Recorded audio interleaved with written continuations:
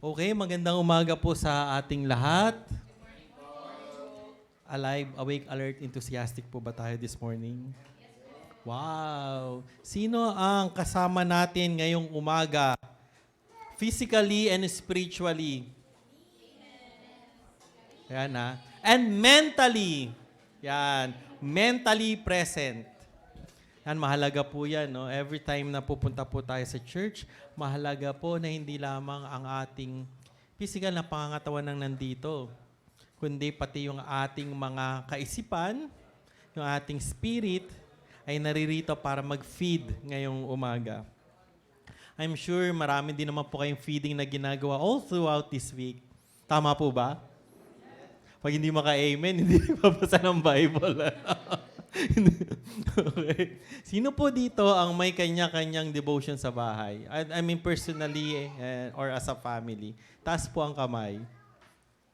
O hindi ako nakatingin sa mga hindi nakataas ang kamay. Hindi ako nakatingin. Okay. Uy, si Caleb. Yan, very good, very good. Pati si Wanwan, nakikitaas ng kamay. Alright. So, ang ba't ba nandyan pa rin? Okay. Sige. Ayan. Mamaya. Ayan. Sige, tanggalin mo na muna dyan. Ayan. Next time naman, ibang picture naman, ha? Nag-iiba. Ayan. So, ang pag-uusapan po natin ngayon, Sunday na ito, is about the mark po, no, ng pagiging miyembro ng Limitless God Church. Ito po ang holiness and service. Ayan. So, sabi po, kailangan tayo bilang mga kaanib ng church na ito. Yan. Hindi ko ma-translate sa Tagalog kung ano yung ng iglesyang ito, no? Ayan. Dapat po nakikita po sa atin ang pagiging holy at pagkakaroon ng servant heart. Ayan po. So yan po ang pag-aaralan natin sa umagang ito. Sige po, samahan niyo po ako sa ating pagnalangin. Lord, I pray for a simple message this morning. Simple but powerful, O God. Powerful enough to change our lives, our lifestyle, O Lord. I pray, Daddy God, that please anoint us, Lord, with the spirit of wisdom, Lord, and sharpness of mind, Daddy God. Help us, Lord, discern the things that you want us to do, O God, and do it with integrity. In Jesus Christ's name, Amen and Amen. Ayan po. So, sabi ko nga po, pag-uusapan natin nung nakaraan, nung una, pinag-usapan natin ay prayer and power. Nung sumunod na linggo, pinag-usapan natin ay ano pinag-usapan natin no Sunday? Oh, sige, bilis. Pupunta sa notes. Ayan, sabi sa inyo no? At ang pag-uusapan naman natin ngayong Sunday na to, ayan. Ayun, may humahabol sa recitation. Ano? Ayan.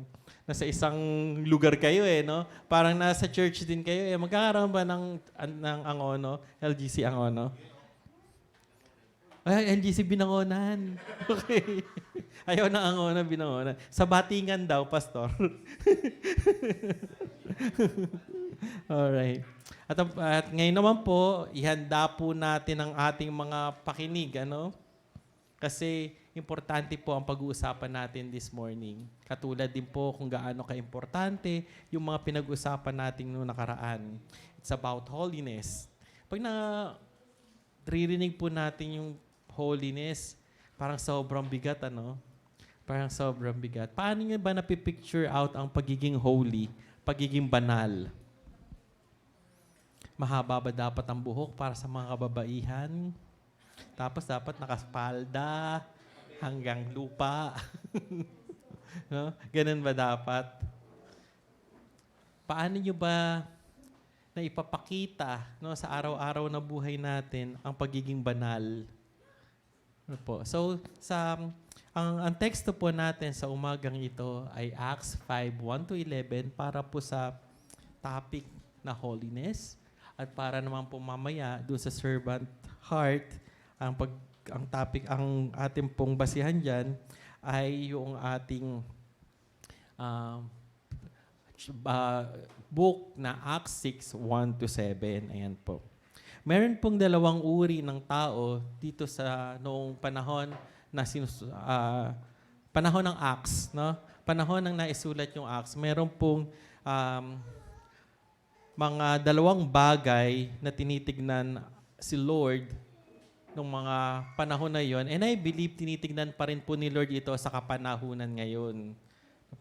Ito po ay nung mga panahong yon, very strong yung movement ng revival. Very strong. Pag sinabing revival, talagang demonstration niya ng power ng Holy Spirit. Yan, demonstration ng power ng word. No? So during that time, may dalawa pong kinaharap na sitwasyon ang mga mananampalataya. Yung isa po, problem ng integrity and holiness. Yung pangalawa naman po ay problem ng service and practical care. Yan po. Sa Acts 5, sa teksto po natin dyan, ang pinag-uusapan po dyan na katanungan ay, ang puso ko ba ay tama sa harap ni Lord? Ang puso ko ba ay tama sa harap ni Lord? At sa Acts 6 naman, ang pinag-uusapan po dyan, ginagamit ko ba yung buhay ko to serve God through serving other people? Yan po yung pinag-uusapan dyan. So, ang sasagutin po nating araw na to, dalawang katanungan, is my heart holy before God? At pangalawa, is my heart ready to serve others? Yan. Ang dami kong echo, Okay. Meron pa, no? Sige. Alright. So, holiness means being genuine and truthful before God. Genuine. Ibig sabihin, authentic. No? Hindi class A. No? Hindi class A. na madaling masira. Hindi siya fake. Original, authentic. Minsan may nakikita ko, original imitation daw. So, sabi ko, ano kaya ibig sabihin nun? No, original imitation. Then original class A. Sabi ko, parang nakakalito na ngayon kung ano yung original, no? At ano ba talaga yung ano yung fake, ano yung genuine, tsaka ano yung hindi. Minsan nga pag may nakasalubong ka sa mall, di mo na alam kung genuine o hindi Di ba? Yung classmate mo, may ganun ba kayo? Kamag-anak, na pag nakasalubong mo ngayon, parang ibang tao na to No? Parang ibang tao na to Ano kaya to? Uy, sensitive yung ilong, bawal hawakan. No? So may mga ganun, no?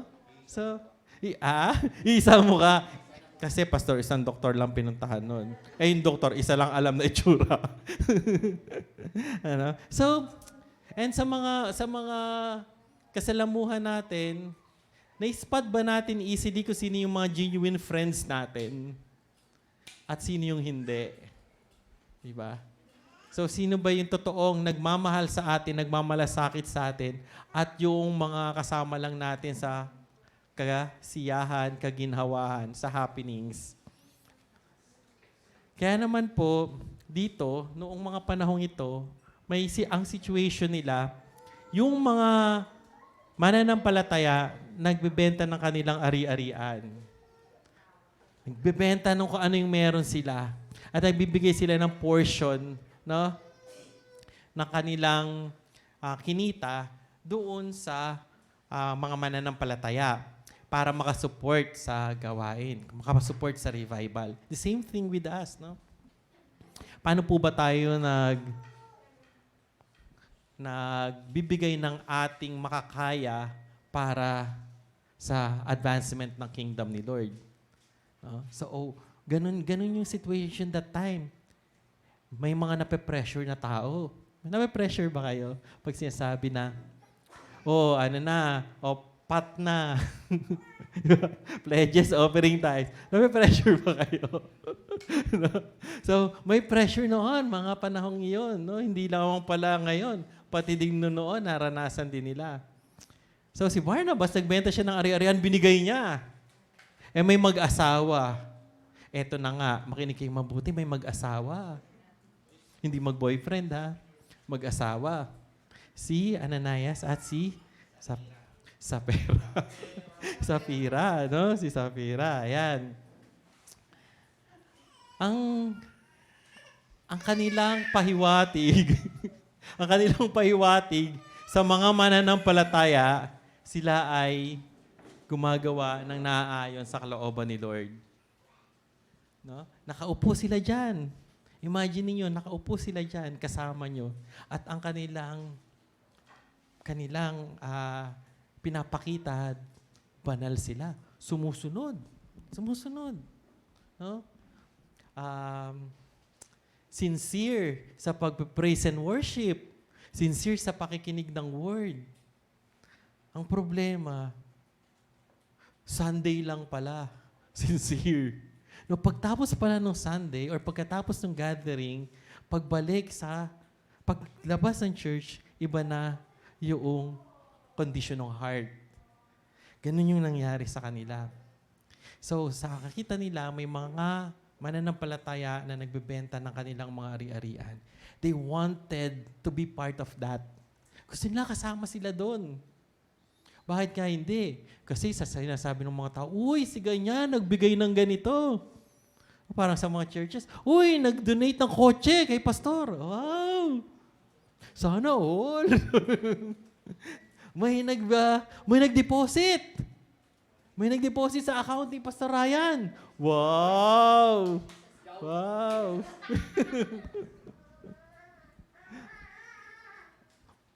Yes. So, may nagbigay kay Ate Beth. No? Isang set ng cookware. Ano nga yung magandang cookware? Ano nga yung magandang brand niya? Yung sinasabi niya sa akin? Salad Master. Wow. Nung ko lang narinig yun Salad Master, mahal raw yun. Mahal ba yun? Mahal, no? Mahal daw, no? Pero kay Pastor Ray, pinamimigay lang niya yun. Ha? Diba? Di man lang tinanong ni Pastor Ray, may mga miyembro ba dyan na gusto ko ng ano? Pati yung Karel pala, pinamigay din ni Pastor Ray. Wow. Sabi ni Pao, sayang naman, Pastor. Ayan. Di ba? So, bakit nga hindi? Bakit nga hindi ako magpapanggap? Sabi nila. No? Samantalang may recognition ako natatanggap. Ganun ang pretension nila doon. Holy, nagbibigay. Actually, yung situation na yon nung nangyari, sino ba nakakalam dito ng story ni Ananias and Sapphira? Para hindi na ako masyadong magkwento. Para diretso na ako sa point ko. Sino nakakalam na istorya nila? Ayan, sa mga hindi po nakakalam, eto po yun, chichismis ko sa inyo, ha? Ganito yan. Nagbenta po sila ng kanilang portion ng ari-arian nila. No, nagbenta po sila ng ari-arian nila.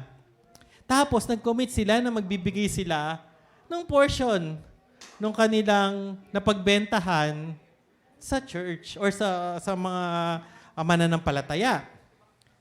Kaso, during that time, syempre, paldo na no? May temptation na, no? Paldo na di ba? Pag paldo ka, marami ng pera, may temptation talaga dyan. May temptation. No? Halimbawa, ang sweldo mo dati ay 10,000, 1,000. Kaya pang ibigay? Kayang-kaya. No? Nung naging 20,000, 2,000 na. Kaya pa rin? Kaya pa rin. Ilang Starbucks coffee lang yan. Sige, magsasacrifice na lang ako. Nung naging 50,000, 5,000, medyo malaki na to, Medyo malaki na to, Medyo susugat na to, Yan, medyo nag-iisip na. Pero naging faithful pa rin. Pinagpala ni Lord. Naging 100,000. Wow, sana all burns. Di ba sabi mo 6 digit? Sana all burns.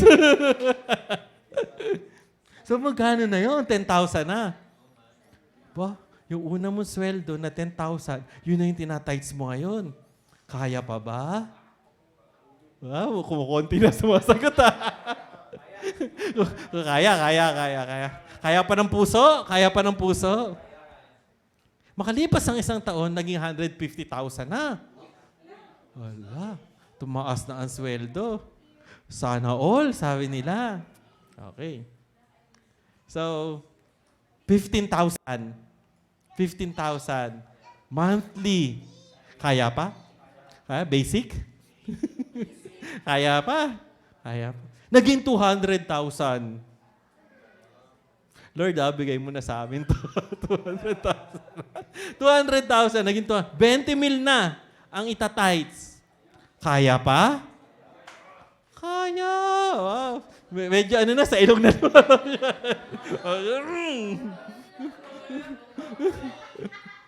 Nagne-nasal tone na eh. Okay, so, kaya. So, Lord, alam mo, ikaw nakakarinig nitong mga nagsasabi nito na kaya. Pagpalain mo ang bawat isa sa amin, Lord, na kayang magbigay, Lord, noong nararapat para sa iyo. That is my declaration, Lord, in Jesus Christ's name. Yan. Sa mga hindi nagsabi ng hindi kaya, bahala kayo, ha? Okay. So, ganyan na sitwasyon nila. Itong mag-asawa na to,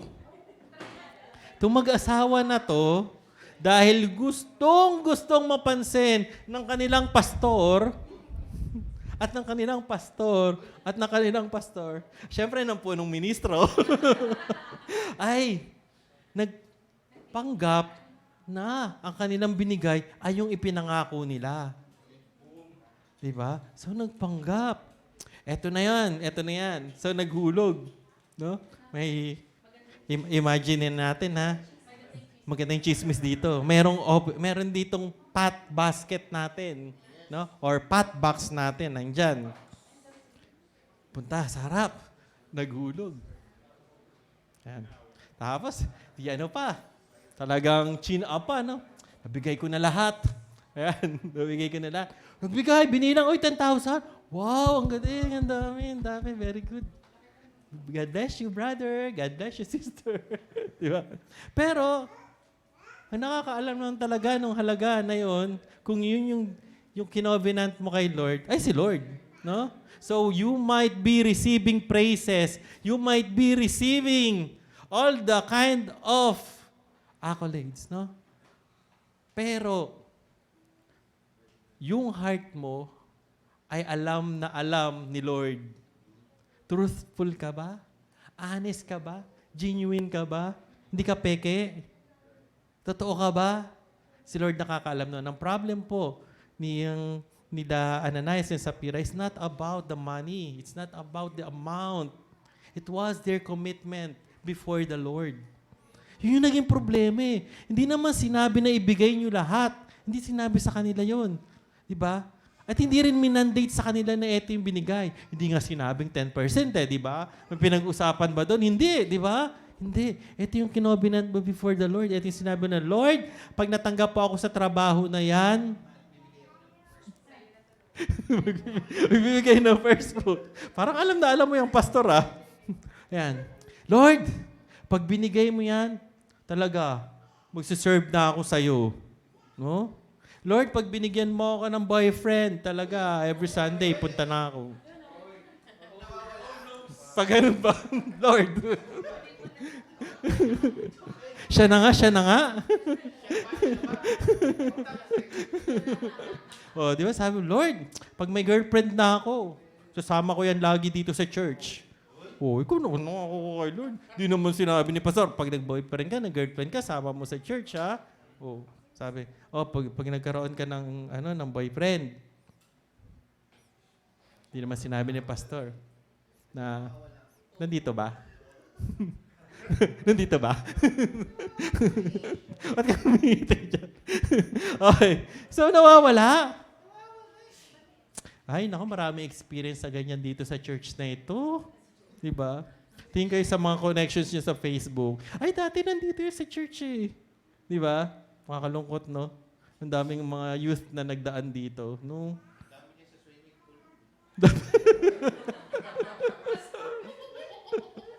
No? So, actually, may commitment. And yung commitment ng kabataan nyo, I hope ipaalala sa inyo ni Lord. Ipaalala sa inyo ni Lord. Oh. O kaya pag nagka-boyfriend kayo, ha? Pag nagka-boyfriend kayo, si Ri, ay, bata pa to. Di ba pwede, no, Ate Dayan? Bawal po. Bawal ka pa, ha? Bawal ka pa. Ha? Lagot ka. Ayan, kinukurot ka na ni Ate Dayan, ha? Bawal. O, pag nagka-girlfriend kayo, no? Pag nagka-girlfriend ka, ikaw.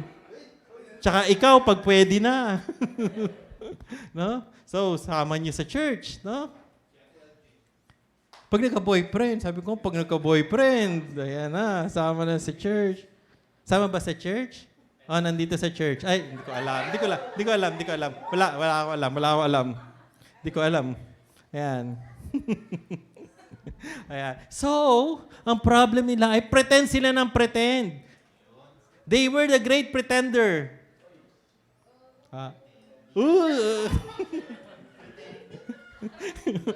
Pretend sila ng pretend. Oh, kaya tayo, pag pupunta tayo sa church, wag tayong mag-pretend, ha? Ano lang tayo? Natural. Organic. No, organic lang. Organic tayo. No, truthful tayo before the Lord.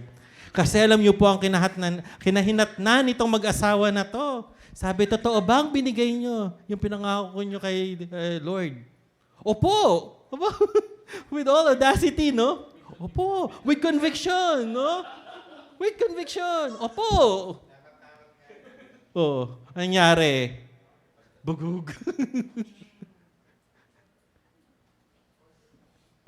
On the spot. Oo. Tadang! Di ba? Namatay. Uy, walang takutan dito, ha? Hindi natin tinatakot, no? Kinukwento ko yung nangyari, no? Baka mag-abang kayo dito. Buti na lang, ang Lord natin, no? Ay, lagi tayong pinapatawad sa mga kakulangan natin. Ano? Buti na lang si Lord nakatingin talaga sa heart natin, no? Sabi sa Acts 5:3-4, "Thou hast not lied unto me, but unto God." No? Sabi doon, hindi kayo sa akin nagsinungaling. Doon kayo kay Lord. Maya-maya pumapasok naman yung asawa. Totoo ba? Na binigay niyo? Opo. O, ano nangyari? Nagsabuatan. No? Nagsabuatan. Tumba rin. Ang nangyari, Pastor, ano nangyari? Ganon din. Deaths din, no? Oh, grabe yung revival, no? Grabe yung revival. No? Buti dito tayo, Lord, salamat po, ha? Lord, salamat po, ha? Pinapatawad mo kami sa mga kasalanan namin, no? Baka kundi naubos kami. Kung nasa panahon kaya tayo nung Acts, no? Sino kaya matitira sa atin? No? Grabe, no? Grabe. Hindi ko ma-imagine, grabe yung revival, yung flow ng Holy Spirit, no? Because it's about holiness. So, holiness is being truthful before the Lord. So, ano ba yung sinabi? Ano ba sa atin, bilang personal application natin? Ano ba yung mga pinangako natin kay Lord? Meron ba kayong pangako kay Lord? Meron ba kayong pangako kay Lord? May mga pangako kaya tayo kay Lord? Pag sinabi mo natin, Lord, surrender ko na talaga sa ito. Pag wala kayang nakaharap, pag wala na kaya si pastor doon sa harapan natin, it's between you and the Lord. Akala nyo pag mag-isa kayo, kayo lang. Hindi nandun pa rin si Lord So hindi tayo parang mga bata, no? Naalala ko, nakwento ko na before, yung classmate ko dati, sabi niya, dito tayo sa loob ng bahay para hindi tayo kita ni Lord. No? Kasi ang concept ng God nila ay yung langit. Pag nakikita yung langit, kita tayo ni Lord. Pag nandun tayo, pag nakukuberan tayo, hindi na tayo kita ni Lord. No? Yun yung konsepto ng bata. No? Pero tayo, kahit mag-isa tayo, dito matetest talaga yung ating holiness, integrity before the Lord. Pag sumobra ang sukli mo, no? Binabalik mo ba sa driver? Sa tindera? Pag kulang ng 25 yung sukli sa inyo, nakipag-away ba kayo?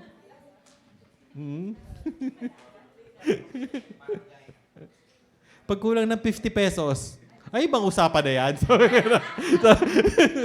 Sabi, no? Ayan. So, alam niyo po, ang holiness ay nagsisimula dun sa puso natin. Hindi lang, no, tayo dapat magmukhang holy. Uy, ayan na si pastor, angimik na tayo. Behave na tayo. Hindi lamang tayo dapat magmukhang holy, kundi dapat tayo ay namumuhay, no, ng buong katapatan sa harap ni Lord. Sa paggawa ng trabaho natin, no, dapat ginagampanan natin ng ating buong katapatan para tayo nagdilingkod kay Lord. No? Pag tinitingnan po natin yung ating mga respective na trabaho, no, bilang way of worship kay Lord, nagiging magaang siya. Kaysa grumble tayo ng grumble, no? Kasi binigyan na naman ako nito, pauwi na nga ako eh. Binigyan pa eh. Binigyan na nga ako nito eh, no? Okay? Hindi ko sinasabing huwag kayong magreklamo. But ang sinasabi ko ay when you do it, no, pag ginagawa niyo yung trabaho niyo, gampanan niyo ng may buong katapatan at kalakasan. No? Dahil yung pamamaraan na yon ay nag-speak louder than sa mga words na sinasabi natin. Uy, God is good. Tapos ikaw yung unang nag-ano, no? Ikaw yung unang nagre-reklamo kasi ganito eh. Kung kailan naman pauwi na eh. Na-experience niyo kung kailan pauwi na tsaka may utos. Ha? May pahabol. May pahabol, no? May pahabol.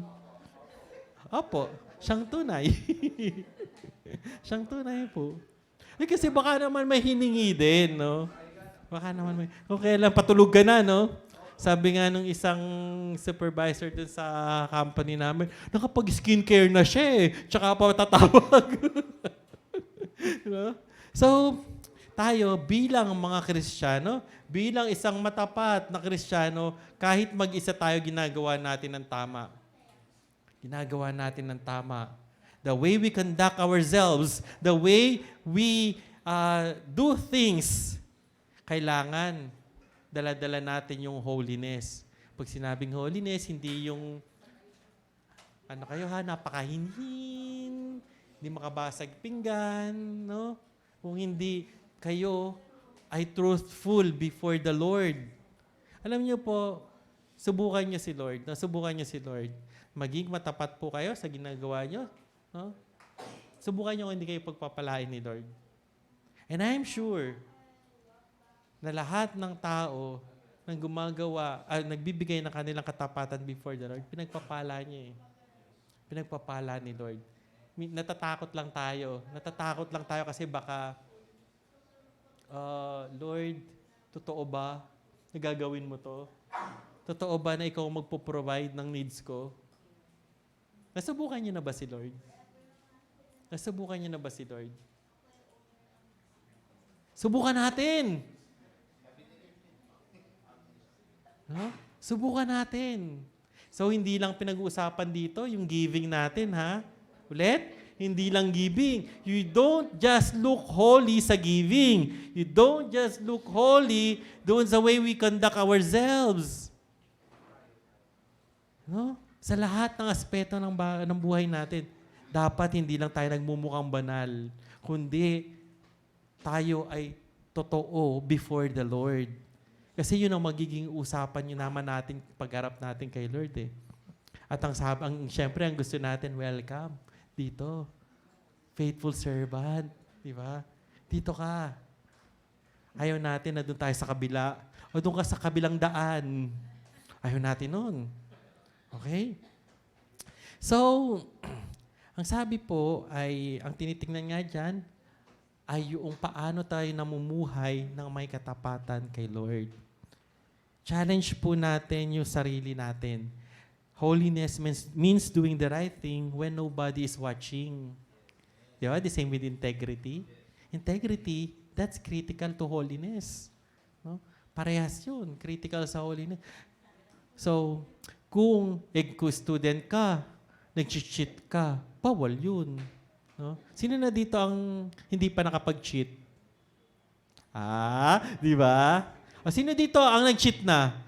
At syempre, Kristiyano tayo, pasamaan ng testimony to, di ba?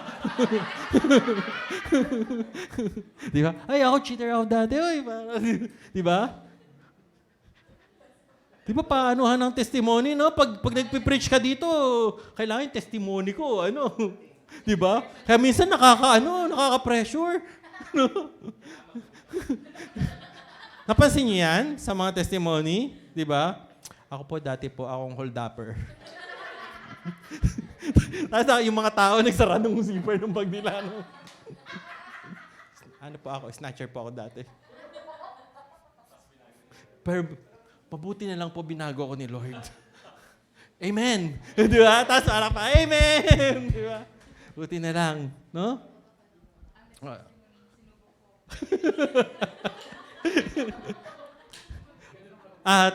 At ako po ay naging Kristiyano dahil po doon sa nakuha kong bag. May Bible po doon. Nag-minister po sa akin ng gusto. No? Yung nabasa ko po. Tapos may tumayo naman nag-testimony. Ako po yung nakuha na ng bag. Buti na lamang po, inalaw po ni Lord na mangyari yun kasi po pala may greater plan si God. Ay, ang galing. So, kailangan, no? We should live always a holy life, and even there is no one looking at us, kailangan holy pa rin tayo. Okay? So, meron din kayong mga testimonies. So, Pastor, abangan po natin ang mga testimonies nila. I think ang testimonies po nila moving forward ay tungkol sa mga binagong buhay. No? Okay? Abangan po natin si Shane next week sa kanyang testimony. Uy, wag kayong ganyan. Okay, alam niyo po, ang isa pa sa mga naging problema, no, ni Ananias and Sapphira ay hindi nila tinake seriously si Lord. Hindi nila tinake seriously si Lord.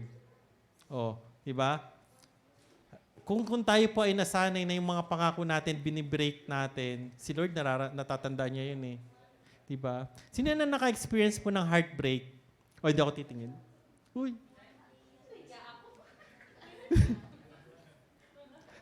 Ba't si Josh nagtaas ng kamay? Heartbroken mo si ano? Okay, so di ba? Kasi na-heartbreak ka kasi, heartbroken ka kasi ay may pinangako sa'yo, no, na hindi natutupad. No? Kaya nga yung iba, naghihiwalay kasi may hindi na pangakong natupad, no? And imagine sa tao ganun yun. Paano kaya si Lord? Yung mga pinangako natin sa Kanya, no? And yet, every day, pinapatawad tayo ni Lord.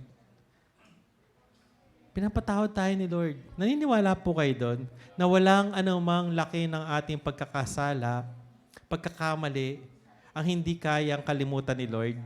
Hindi kayang patawarin ni Lord. Buti na lang si Lord gano'n, no? Pero, yung katabi mo, natatandaan pa niya nang nangyari noong May 1, 2017. Buti na lang si Lord, kinakalimutan niya. So, holiness is about living honestly before the Lord. O sige, pangako na natin ha. Pwede ba pangako natin, honest na tayo before the Lord? Ay, Lord, di ka nakarinig ng pangako nila. Lord, narinig mo yung mga pangako nitong mga to ha. Sabi nila, Lord, ibibigay nila yung nararawat para sa'yo. Ikaw nakarinig nun, Lord ha. Hindi ko narinig eh. Well, audience po natin sa online, wala po tong takutan. No? Kinukwento ko lang po yung nangyari dito. No? So, hindi ko po kayo tinatakot. Yan. Sharden, pakitranslate na lang kay Simon. Okay. And then, syempre, hindi po nahihiwalay dito yung pagkakaroon ng servant heart. Dapat po isa sa mga marks natin ay ang pagiging servant-hearted. Noong may problema po sila during the revival time, sa panahon ni Acts, ay yung mga nagpipreach, yung mga tagapagsalita nila, yung nagsishare ng word, no?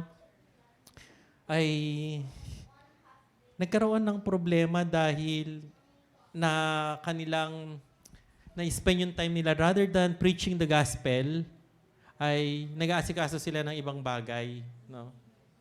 So, parang nung unang panahon, dito sa church na ito, si pastor, siya ang usher, siya ang presider, siya rin ang praise and worship team, mag-isa niya. Sabi, di ba, there's no I in the word team. Pero si pastor, sinolo lahat, no? Siya lahat, super pastor. At pagkatapos nun, siya na rin po ang magpe-pray para sa ating offering and tithes. Siya na rin po yung magpe-preach. Siya na rin po yung magliligpit ng mga yan. Bukod sa inayos na dyan nung umaga, so siya na rin po yung magliligpit niyan. At paminsan-minsan, siya na rin po nagdilinis ng CR na pinalitan ni Jobit nung dumating na dito si Jobit. Ano? So, ganun. No? Ganun. So, problema din yun noong mga panahon ng revival movement. Hindi nakadistribute yung gawain. No? Nag-evolve na tayo. Nag-evolve na tayo. Kasi nakita natin yung need ng church. Nakita natin na may need. Kaya ang tanong sa atin, tayo bilang isang miyembro ng LGC, bukod kay LJC, na miyembro rin ng LGC, so ano kaya yung pwede kong gawin to serve the Lord through LGC? Ano kaya pwede natin gawin? Sino po dito ang may talent ng playing musical instruments? Bukod doon sa bukod sa beatbox. Kasi si Pastor tataas na kamay to eh. Di ikaw na naman. So, sino dito may talent sa pagkanta? Ay, si Pao. Si Pao na. Sige, pinipilit nyo eh. Hindi si Pao na. Oh, sino? Parang si Kuya Arnold, narinig ko, may talent sa pagkanta eh. No?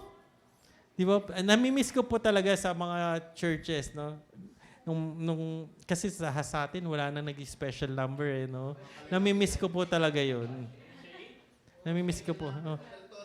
Oh, no, namimiss ko po yun kasi doon sa kinalakihan kong church, pag Sunday may nag-special number talaga. Ano, oh. Ngayon parang wala na eh. Ganun na ba sa ibang churches ngayon? Wala na rin talaga nag-special number. Para mas mapabilis. Pero ako namimiss ko yun, yung ganung portion, no? Tapos, kasi maraming mga bata, yung may time na yung mga Sunday schoolers, no? Nagpe-present sila. Oo. So, may ganun, no? Pwede rin dito yun eh, no? Parang yung mga young pro, no? Ano tawag na nga natin? Young pro na uli, no? Pwede na uli eh, no? Parang, ay, may mga bibi na. No? So, baka yung mga anak na nila, ano po, oo, ayan. So, sino dito ang marunong magsayaw? Parang si Burns, no? Galing kaya niya mag-8-8.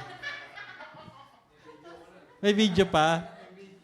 Sino dito ang may gifts sa pag-speak? Oy, si Josh. Nagkakaturuan na dito, ah. Sino dito ang may gift sa admin? Sa administration? Sino? Nagkakakuhanan na eh. No? Ang dami ko na nasabi, wala pa rin kayo na-identify ha. Nako. Okay. Sino dito ang may give sa mga pag-welcome ng mga uma-attend sa church? Ay, nako. Oo, si Kuya Arnold talaga pagpasok niyan. Pag may pumasok, talagang pinagbubuksan pa niyan ng pinto, no? Ayan. Sila Ate Beth nga eh, no? Talaga si Ate Beth, faithful talaga yan eh, no? Kasama na natin yan, no? Nakailang pangalan na, nakailang pangalan. Hindi pala. Nakatatlo na. Hindi, sa unang pangalan, wala pa eh. Oh, nakadalawang pangalan tayo, yan. So, pero kasama natin si Ate Beth. Salamat po, nag-stay kayo, Ate Beth. Baka maiyak na naman ito si Pastor. So, ayan. At si Kuya Boy, no, kahit malayo, pag bumabalik si Kuya Boy, no, from dun sa kanyang trabaho, talagang kasama natin siya. Ayan. At natutuwa ako yung mga kabataan noon na kasama natin. Nandito si Vince, yan, sila Pastor Ryan, nag-stay. Si Pau, na nakita ko dati sa Santa Lucia na may kasama. Nung panahon, nung bata pa siya. Milton, nung bata pa siya noon. Oo. Ano pa lang siya noon? College pa lang siya noon. Nakasama niya po yung kaibigan niya. Ayun. Tapos, ayun, si Shane, nakikita ko siya sa live paminsan-minsan, gumaganon. No? Nung pandemic time. No?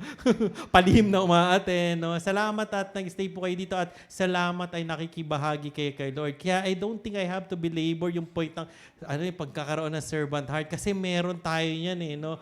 Siguro po, ang kailangan ko na lang i-share sa inyo ay kung may nakikita po tayong mga needs natin, no, ay magkusang loob na po tayo. Kasi po, no task is too small when it serves God and people. Hindi po, wala pong maliit na bagay, walang maliit na gawain para kay Lord. Alam niyo po, kung walang mga nag-aayos ng mga upuan pag Sunday, ministry yata ito ni Caleb eh. No? Yung pagdiligpit niyang mga yan, ay, imagine, darating tayo dito, alis tayo dito, restaurant lang. Parang sinasabi ko to kay Giro, restaurant lang? Ha? Pagkakain?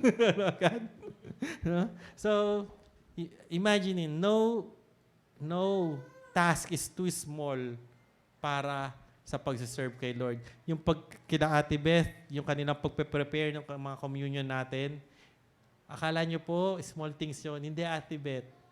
Natutuwa si Lord sa ginagawa nyo. No? And binibless kayo ni Lord at patuloy kayo i-bless ni Lord sapagkat faithful po kayo dun sa ganung bagay. No? Alam niyo po si Ate Beth yan, nagme-message yan, wala nang wala nang ostya, wala na tayong communion elements, wala nang cup. And we do appreciate yung mga bagay na yun ng Ate Beth. Patuloy niyo pong gawin kasi talaga po, kailangan natin yung mga ganyan. Si Job na very faithful no, sa pag-operate ng technical na mga equipment natin dyan. Very faithful siya, no? So, ibe-bless ka ni Lord dahil dyan. So, kayo, sa pagsiserve nyo, through praise and worship, ibe-bless kayo ni Lord. Ano po, Pastor? Magkakaroon siya ng girlfriend? Opo, magkakaroon yan. Good friend. Good friend. Sino ba yun? May papakilala ka na ba sa amin? Wala pa? Gusto mo ba may pakilala ako sa'yo?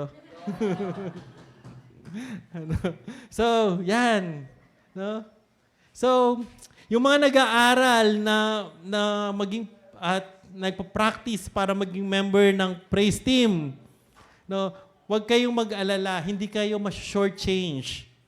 When you serve the Lord, never kayong ma-shortchange. Hindi kayo makukulangan sa inyong kabataan, paglingkuran niyo si Lord and see kung paano ibabalik ni Lord yung mga bagay na yan. Sino pa po dito yung nagtatanong kay Lord, Lord, ano po ba yung pwede kong ipaglingkod?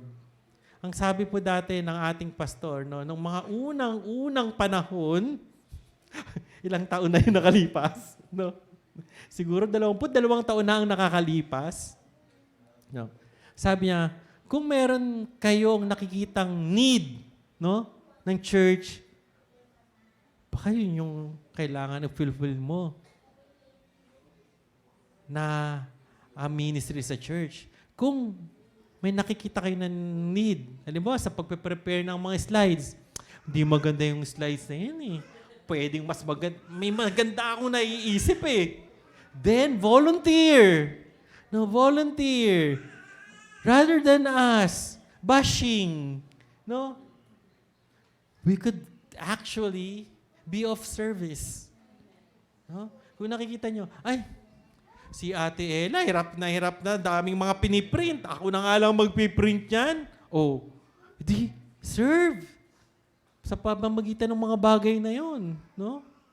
Oh, nakikita nyo, uy, yung church namin, yung aming backdrop, parang parang, hindi ko alam kung pa ganun, kung sadya bang ginanon, o gumaganon lang talaga. No? Kung nakita nyo may need, di ayusin, no? Oh, yung namin, yung keyboard namin, parang hindi masyadong naririnig, no? Pag nasa live, parang hindi masyadong naririnig, Baka kailangan natin ng bagong audio set. Di kung nako-convict kayo, then give, no? Kumbaga, kung meron kang napupuna na problema, huwag maging part ng problema, maging part ng solusyon. O baka naman magulat kami dito, pagdating next Sunday, nakapikit na kayo, Wala akong nakikitang problema. Naka-headset, wala din ako naririnig na problema. Okay ang lahat. So, Pastor, abangan natin yung mga naka-headphone. Ayaw marinig ang problema. Naka-shades raw. Hindi ako nagsabi, Vince, Hindi ako nagsabi. Si Pastor nagsabi, Nakapikit pala. Pastor, puyat eh. Puyat. Baka na. Panggabi. So, kailangan, pagpasok natin sa church, mulat ang mata. Bukas ang pandinig. Kasi pag hindi bukas ang mata natin, hindi natin makikita kung ano yung gustong ipakita ni Lord sa atin. Pag sarado ang tenga natin, hindi natin maririnig gaano mang kagaling ang nagsasalita sa pagbabahagi ng word ni Lord. Gaano mang kalinaw. Pag sarado ang ating tenga, hindi natin maririnig. At pag sarado ang isipan natin, kahit pa magtalo tayo dito, ay hindi tayo magkakaintindihan. Okay?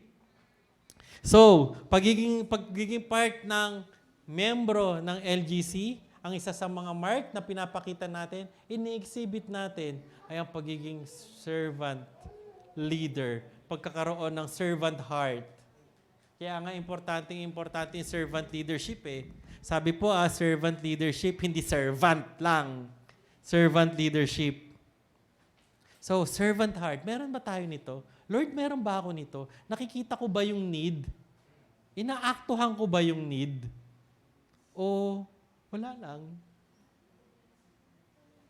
Sino dito ang may nakita ng need ng church?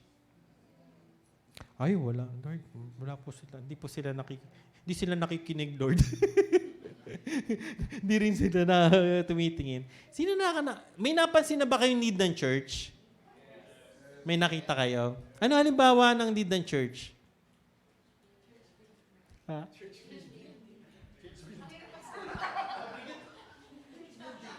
Mabigat talaga yung building eh. Lord, need po namin ng building.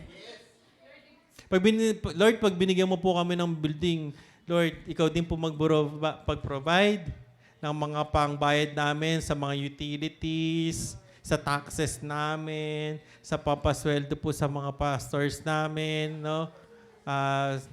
Sa mga equipment namin. Lord, isang package na lang. No? Isang buhos, Lord. Yung pagkaloob po sa amin. Ano pa? Ano pa yon? Ano pa need natin? Speakers. Speaker ba na magsasalita o speaker na papakinggan? So, speakers. Kasi dito, pag naglagay tayo ng malaki speaker, sabog tayo dito. No? So, ano pa nakikita nyo na need ng church? Yung elevator. Okay, yung ganyan, naririnig ni Kuya Matt. Elevator. Lord, paiba na to. Paiban level na to, Kanina, building yung pinag-usapan namin. Ngayon yung building namin, kailangan may elevator, ha? But how can we have these things, no? Kailangan tayo, pare-parehas tayong makibahagi sa gawaing ito. Otherwise, hindi ito magpapatuloy. Sabi nga namin nila, Pastora Ella, tsaka ni Pastor Ray, baka hindi sa generation namin makita. Pero hindi namin tinatawaran si Lord. Gusto pa rin namin makita sa generation natin na may building, no, na may elevator, no, na aircon, may speaker, na para dinig na dinig yung mga gustong sabihin. May project, may LED screen, ayan, no? Nakitang-kita yung dapat makita, no? At ang ating environment ay conducive talaga para i-host ang presence ni Lord, no? Well, hindi naman namimili si Lord ng lugar, pero hindi rin naman napasama na tayo ay mangarap, no, ng magandang lugar para sa Limitless God Church. So, pero mangyayari yun pag tayo ay faithful before the Lord. Na po. Kaya po, ang challenge po natin ngayon, no, ay magkaroon ng Christ-like heart. Mahirap, pero kailangan pong gawin natin. Holy before God, servant to people. Holy before God, holy before the Lord, at servant sa mga tao. We serve people in many ways. Pwede po tayong mag-counsel, no? Pwede po tayong magbigay ng godly counsel. Pwede po tayong mag-pray para sa mga taong nangangailangan ng prayer. Pwede po tayong mag-share ng word, no? Doon sa mga taong nangangailangan ng word.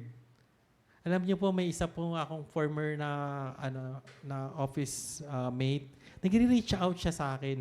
Nagtatanong siya, ano ba yung una kong dapat basahin pag nagbabasa ako ng Bible? So, ano ba yung dapat una kong basahin? Ano ba yung mga books? So, binigyan ko siya ng listahan. Sabi ko, eto muna tayo ha. Phase 1, eto muna tayo.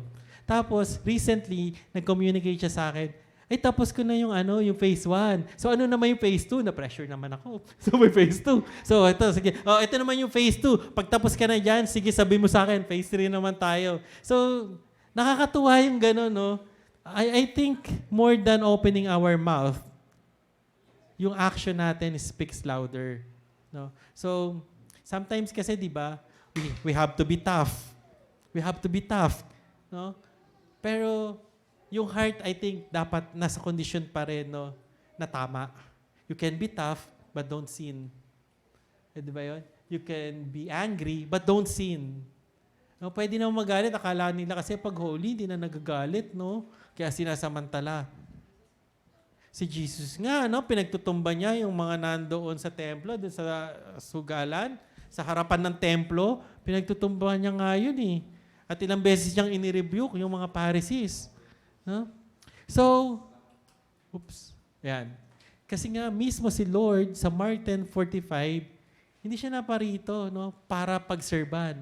Pumunta siya dito para mag-serve. Nag-pray siya sa mga may sakit.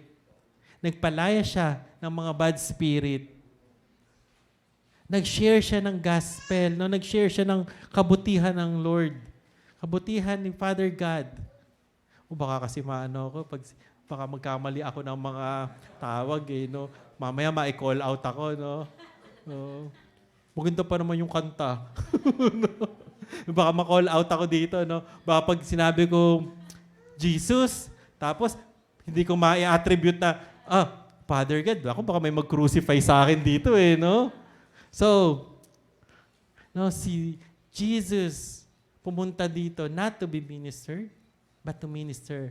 And I hope, ang prayer din natin ay maging ganon. No? Hindi tayo senyorito dito. No, tayo ay naglilingkod kay Lord. Pare-parehas po tayong co-workers kay Lord. Kaya maging pastor ka, maging ordinary members ka. No? Nothing is ordinary kasi pare-parehas tayong servant ni Lord.